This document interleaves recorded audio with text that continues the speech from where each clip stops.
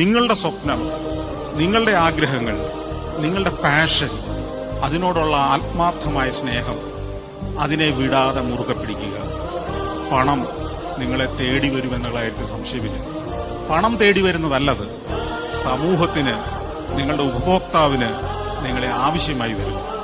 നിങ്ങളുടെ സ്വപ്നം യാഥാർത്ഥ്യമാക്കുക എന്നതാണ് നിങ്ങളുടെ ലക്ഷ്യമെങ്കിൽ, ആ സ്വപ്നമാണ് നിങ്ങളെ നയിക്കുന്ന ശക്തിയെങ്കിൽ നിങ്ങളൊരു വിജയമാകും.